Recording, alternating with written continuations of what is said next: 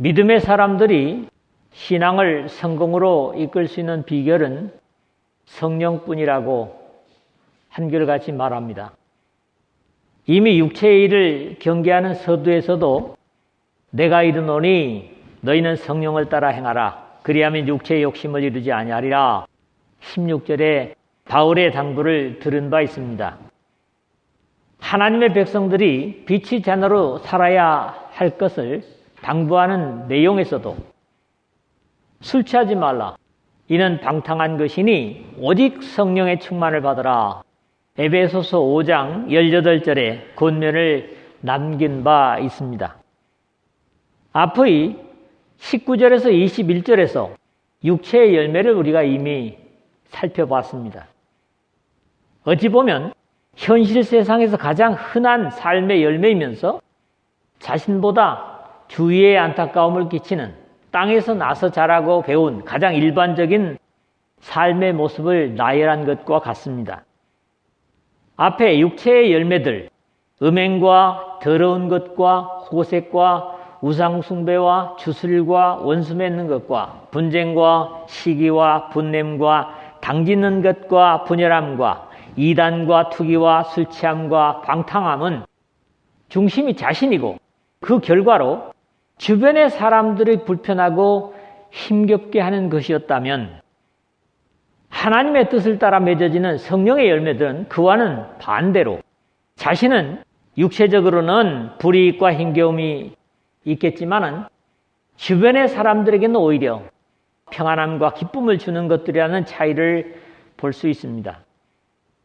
이제부터는 하나님의 창세 전부터 예정과 계획을 따라 이 땅에 보내신 예수 그리스도의 희생을 통해서 거듭난, 분명히 땅에서 났지만 하늘로부터 거듭난 사람들 속에 와 계시는 성령의 열매를 나타내고 있습니다.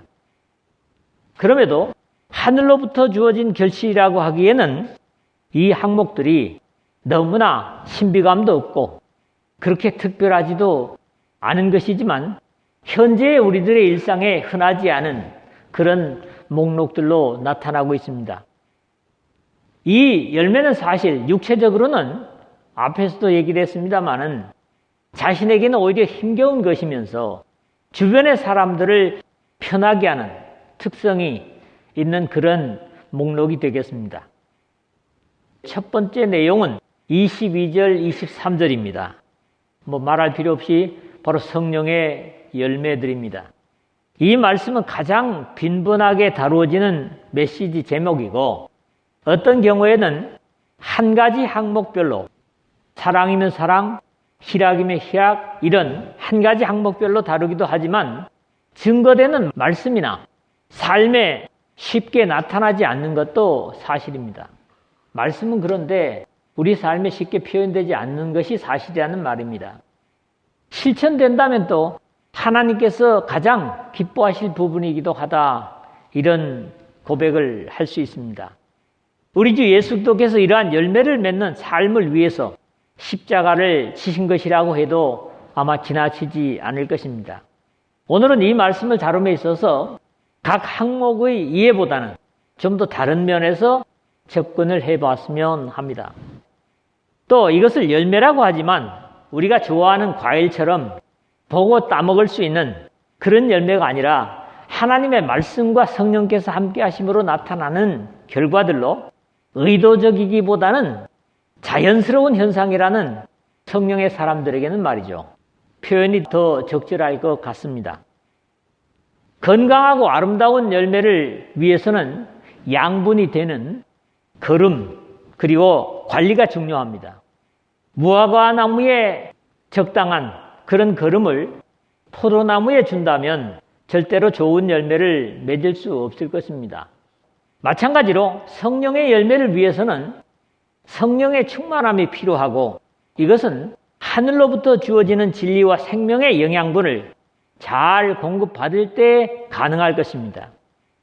주님의 백성들이 성령의 열매를 풍성히 맺기를 진정으로 바란다면 하나님의 말씀이 역시 풍성히 내려져야 할 것이고 성령의 신령한 열매를 바라면서 세상의 양분을 공급하면서 신령한 열매를 기대하는 것 자체가 모순일 것이므로 말씀을 전하는 그런 사람들과 신앙의 지도자들의 역할도 이 성령의 열매에 기여하는 바가 크다 하는 것을 생각할 수 있습니다. 열매는 정직합니다. 그들의 열매로 그들을 알지니 가시나무에서 포도를 또는 엉겅퀴에서 무화과를 따겠느냐. 이와 같이 좋은 나무마다 아름다운 열매를 맺고 못된 나무가 나쁜 열매를 맺나니 좋은 나무가 나쁜 열매를 맺을 수 없고 못된 나무가 아름다운 열매를 맺을 수 없느니라. 예수님께서 산상복음 마태복음 7장 16절에서 18절에 이미 좋은 나무들이 좋은 열매를 맺을 수 있다 하는 말씀을 한 것입니다. 그 다음에 열매는 시간이 필요합니다. 그가 밤낮 자고 깨고 하는 중에 씨가 나서 자라되 어떻게 그리 되는지를 알지 못하느니라. 땅이 스스로 열매를 맺되 처음에는 싹이요 다음에는 이삭이요 그 다음에는 이삭에 충실한 곡식이라.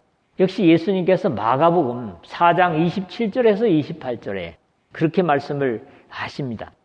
과복을 심으면 반드시 어느 정도 성장을 해야 열매가 맺는 것들을 보기 때문에 이 영적인 열매도 급하게 기대할 수는 없다 하는 것을 생각할 수 있습니다. 낱말 하나하나의 의미는 자주 거론된 내용인 만큼 전체적인 내용과 관계 속에서 다루겠다고 말씀을 드렸습니다. 먼저 출발이 오직 성령의 열매는 하는 22절 첫 부분입니다. 그 앞에 반대되는 육체의 일은 분명하니 했던 19절 상반절에 세상에서 출발하는 일들과 전혀 다른 그 출처가 위로부터 하늘로부터임을 구별하기 위해서입니다. 육체로부터 나타나는 일들은 하나같이 벌레 먹고 병든 과일처럼 일그러지고 상해서 보기조차 안타까운 형태들이지만 성령의 열매는 상한 것이나 병든 것들이 있을 수 없습니다. 왜냐하면 하늘로부터 주어지는 것이기 때문에 완벽하다는 거지요.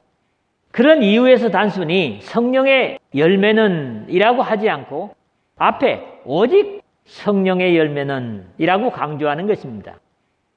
하늘로부터 주어지는 것들은 어느 것도 불완전한 것이 없습니다. 사람들이 그것을 받아서 잘못 다루고 자신의 것을 섞음으로 문제가 생기는 것이지 하나님 우리 아버지께서는 언제나 완벽한 것을 그의 백성들에게 주십니다. 사랑과 희락과 화평과 세 항목을 먼저 보는데 너무나 유명한 신앙의 세 기둥이라고 하는 그런즉 믿음, 소망, 사랑 이 세 가지는 항상 있을 것인데 그 중에 제일은 사랑이라. 고린도전서 13장 13절에 한 것처럼 여기서도 사랑이 첫째이고 먼저입니다. 많은 주경학자들 중에 벵겔이라는 분이 있습니다. 이분이 성령의 열매 중에 사랑이 아버지로서 나머지 열매들을 가족으로 이끈다. 이런 이해를 했습니다. 충분히 가치가 있는 이해라고 생각을 합니다. 율법에서부터 사람들에게 주어지는 계명을 우리 주 예수 그리스도께서는 사랑 하나로 압축하셨습니다. 네 마음을 다하고 목숨을 다하고 뜻을 다하고 힘을 다하여 주 너희 하나님을 사랑하라 하신 것이요. 둘째는 이것이니 네 이웃을 네 자신과 같이 사랑하라 하신 것이라. 이보다 더 큰 계명이 없느니라.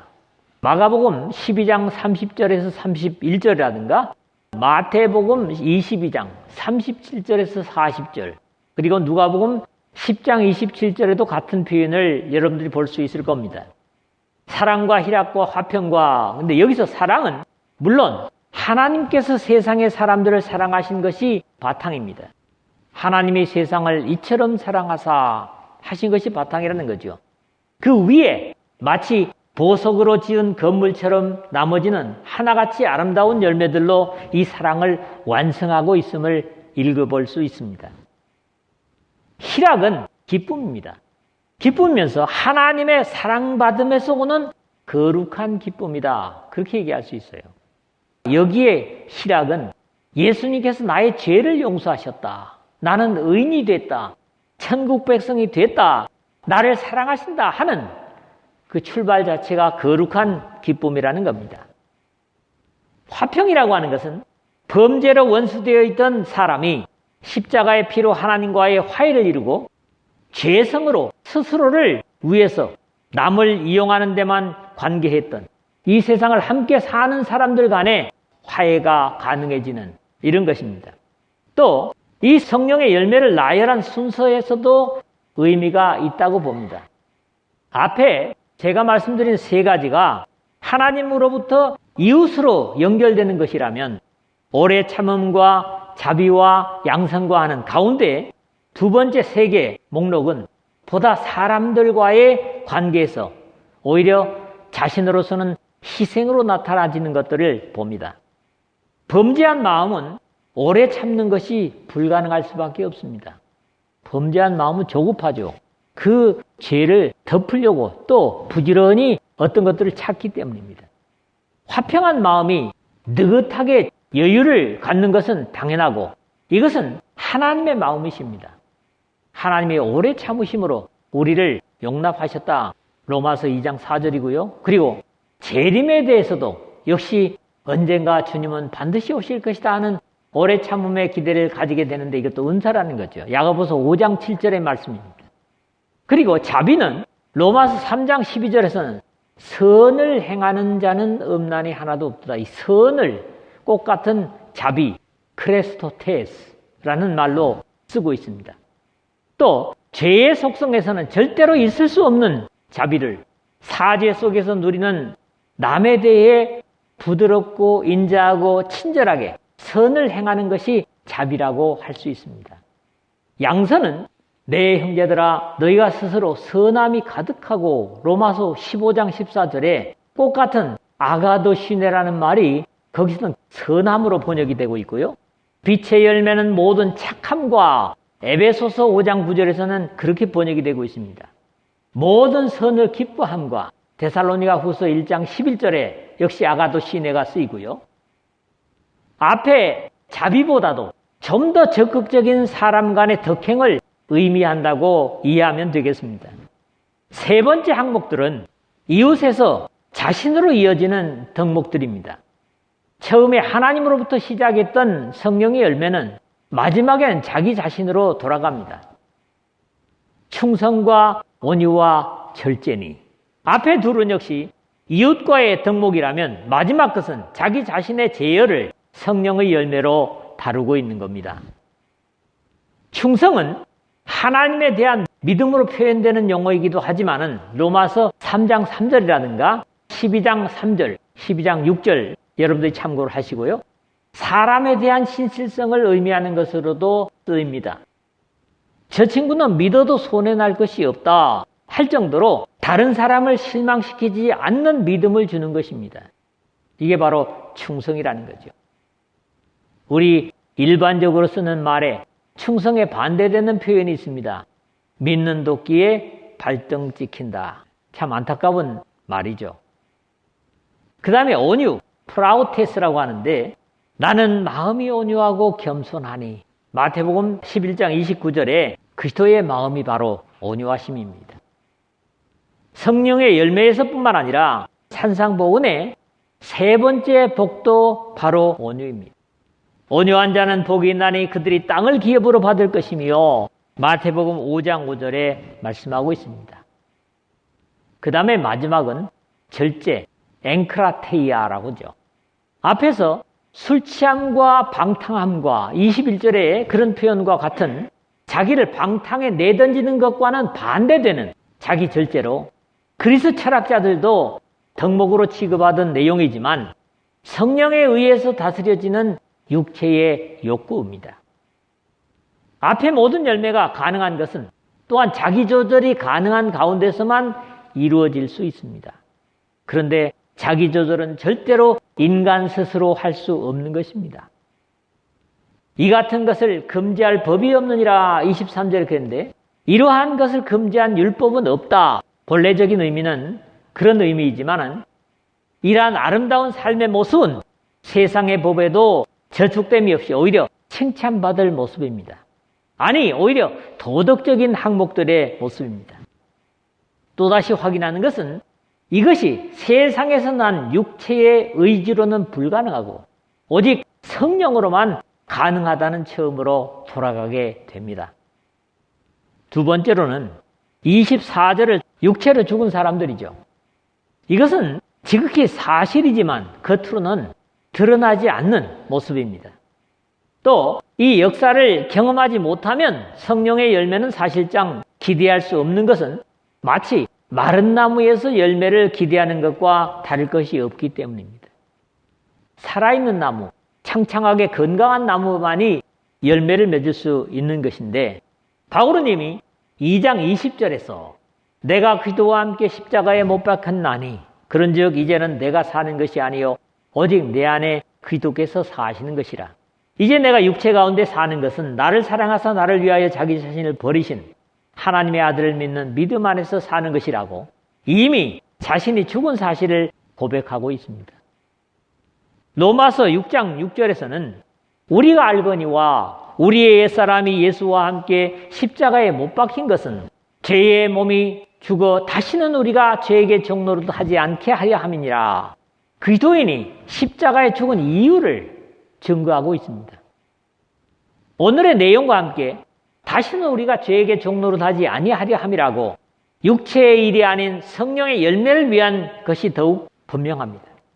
바울의 과거 자신이 죽기 전의 이름이 사울이었고 그 죽음의 시기나 장소는 분명히 다메섹에서 예수 그리스도를 만난 후 다메섹에 충성된 하나님의 종 아나니아를 통해서 침례를 받은 순간으로 이해해도 크게 그르지 않을 것입니다.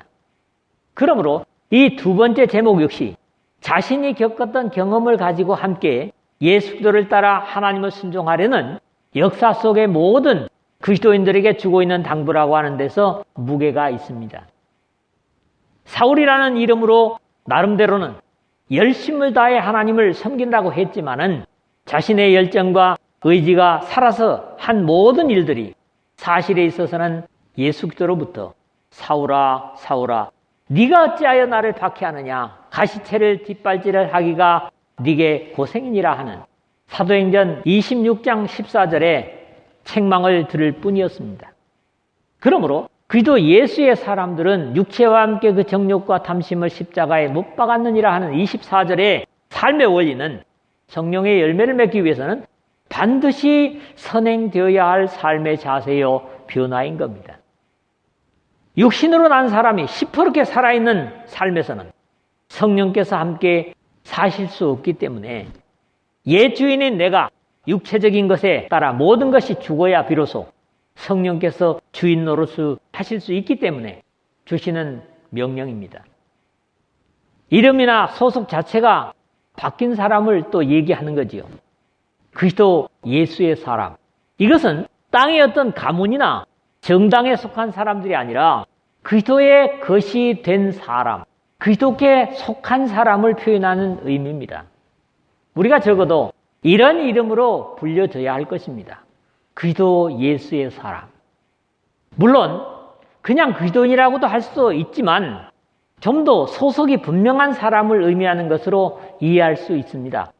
우리가 진정한 그리스도인이라면 땅에 속한 어느 그룹이나 정당이나 명예로운 이름은 아닐지라도 그리스도 예수의 사람으로 불려질 수 있다면 그 영광은 세상의 어떤 것에 비교되지 않을 것입니다. 좀 더 분명한 이해를 위해서 뒤에 따라오는 육체와 함께 그 정욕과 탐심을 십자가에 못 박았느니라 하는 상태가 그리스도 예수의 사람인 이유가 된 것은 당연합니다. 육체와 함께 정욕과 십자가에 못 박은 사람, 그 사람이 뭐라고요? 그리스도인이라고. 정욕과 탐심은 혼자 스스로는 절대로 죽을 수 없는 특성을 가지고 있기 때문에 예수 그리스도와 함께 십자가에 못 박아야 가능한 육신의 죄성입니다. 정욕, 고난 또는 색욕, 지나친 사랑 이런 의미가 이 파도스입니다. 그리고 탐심은 동경, 정욕, 욕망 또는 갈망 거의 같은 의미를 가지는 조금은 동물적인 근성을 가지는 표현입니다. 이 정욕이라든가 탐심이 말이죠.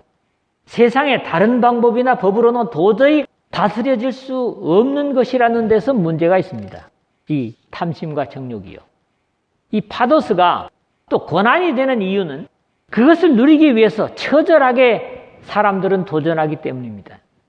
너희는 욕심을 내어도 얻지 못하며 살인하며 시기하여도 능히 취하지 못하므로 다투고 싸우는도다.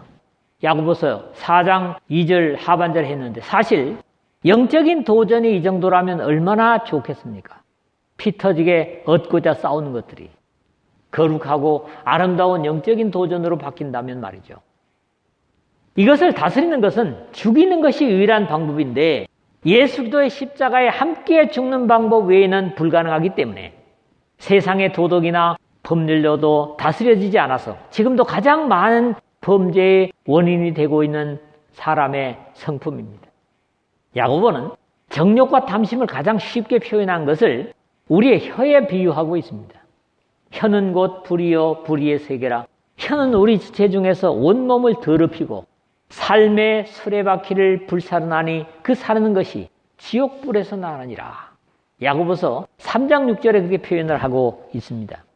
이런 이유에서 많은 사람들이 이 정욕과 탐심을 채우기 위해 별짓을 다 하고 그래도 채워지지 않아서 범죄하지만 결국 죽을 때까지 다스려지지 않아서 망하게 되는 것이 사실입니다. 이런 입장에서도 우리가 우리의 정욕과 탐심을 다스리시는 예수 그리스도를 모시고 산다는 사실 자체를 감사드릴 수 있어야 합니다. 할렐루야. 또 그도 예수의 사람들은 육체와 함께 그 정욕과 탐심을 십자가에 못 박았느니라 했는데 이것이 과거 완료형이라는 사실에 주목할 필요가 있습니다. 그럼에도 무덤에 있어야 마땅한 우리의 정욕과 탐심이 우리를 살리시는 예수 그리스도보다도 더 역할을 하려고 한다는 것이 안타까운 우리의 모습입니다. 정욕과 탐심은 우리 스스로는 제어할 수 없는 마치 폭발한 후쿠시마 원전처럼 스스로에게 이웃에게 끊임없이 피해를 가져오는 안타까움을 가져다 줄 뿐입니다. 이걸 십자가에 죽이고서야 그렇게도 기대하는 성령의 열매를 맺을 수 있음을 여러분 기억하시기를 바랍니다. 세 번째 25절 26절입니다. 성령으로 행하라 역시 마지막 당부를 주고 있습니다.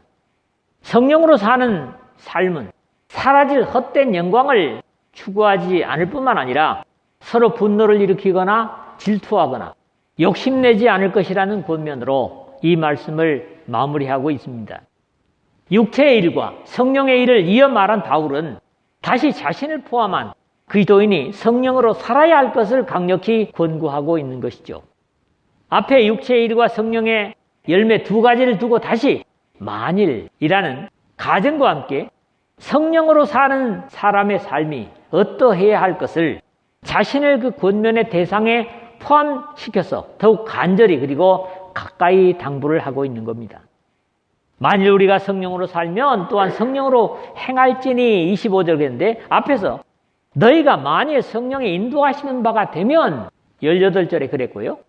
너희는 성령을 따라 행하라 16절에 했다면 여기서는 다시 우리가 성령으로 살면 이라고 했습니다. 그리스도 예수의 사람은 자신의 의지나 세상의 도덕적 규범으로 사는 사람들이 아니라 성령과 더불어 성령으로 사는 사람들입니다. 그런 사람들의 모습을 또한 성령으로 행할지니 했는데 여기 행하다, 스토이케오, 좀 독특해요. 줄을 지어 걷다, 군대가 정렬해서 질서 정연하게 발을 맞추며 행진하다. 그러면서 영적으로는 경건과 덕을 이루다 라는 의미를 가지는 낱말이므로 성령으로 행할지니 하는 것은 영적으로 흐트러짐이 없을 것이라는 의미가 됩니다. 분명히 믿음의 삶은 언제나 무질서가 아니라 질서가 정연한 삶이기 때문에 성령의 은사를 주장하면서 무질서한 고린도 교회를 향해서 하나님은 무질서의 하나님이 아니시오 오직 화평의 하나님이시라.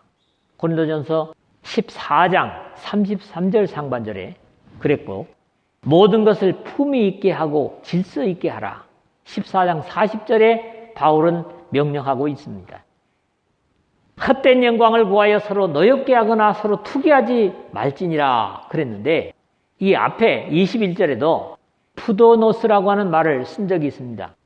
투기하지 말라 하는 건데 앞에 바로 25절에 성령에 관한 일이라면 이것은 바로 성령 열매 앞에 육체의 일들에 대한 경고가 될 겁니다. 여기 헛된 영광을 그랬는데 본래는 케보독소스라는 말입니다. 이게 뭐냐면 두 단어가 하나가 된 건데 이 케보스 하면 텅 빈, 자동차에 기름이 없으면 뭐라 empty 됐다 하죠. 표현이 바로 케보스고 그 다음에 독사, 이게 영광입니다. 그래서 자기 기만, 자부심이 강한 의미를 가지는 것으로 스스로는 영광을 누리고 있다고 생각하는데 실제로는 영광스러운 것은 아무것도 없는 상태를 말하는 겁니다. 이 케보독소스가 말이죠. 사실 신앙하는 사람에게는 경계되는 내용이죠. 이제 다음 시간에 이 구체적인 내용을 다루게 되겠지만 만일 누가 아무것도 되지 못하고 된 줄로 생각하면 스스로 속임이라. 6장 3절에 영광을 갖고 있지 못하면서 가진 것으로 착각하고 있는 안타까운 표현을 읽어볼 수 있습니다. 하나님의 영광을 구한다면 성령을 따라 성령으로 행하겠지만 구하는 반대로 구할 수 없는 것을 구하려 하는 텅 빈 껍데기를 구하는데 소요되는 모습이 서로 화평이 아니라 분내게 만들고 그러면서도 상대가 가지고 있는 것이라도 빼앗고자 하는 투기와 시기를 일삼게 됨을 경계하는 교훈입니다. 말씀을 맺습니다. 성령의 열매는 스스로의 노력으로 가능한 것이 아니라 성령의 인도에 자신을 맡기고 성령을 따라 성령으로 행하면 맺어지는 신앙의 자연스러운 열매이지만 역시 성령이 충만한 삶을 살 때 가능합니다. 성령의 사람들은 이미 지다운 것이 있는데 그것은 육체와 함께 그 정욕과 탐심을 십자가에 못 박아 죽은 사람들임을 확인할 필요가 있습니다. 이미 죽은 자신이 계속 고개를 쳐드는 것이 아니라 성령께서 그 죽은 육체 속에 사셔야만 합니다. 성령으로 말미암아 산다고 하는 것은 그리스도인이 스스로의 영광을 얻기 위해서 상대를 노엽게 하고 투기하는 것을 얻을 수 있는 것은 텅 빈 헛된 영광으로 그럴싸하다고 할지라도 그것은 성령으로 행하는 삶이 아닐 때 있게 되는 현상인 겁니다. 실제적이고 사실적인 말씀을 순종하고 하나님의 뜻을 삶 속에 실현하려고 선한 의지로 성령을 의지할 때 성령께서 여러분의 삶 속에 아름답고 복된 성령의 열매를 지속적으로 맺게 해 주실 줄로 믿습니다.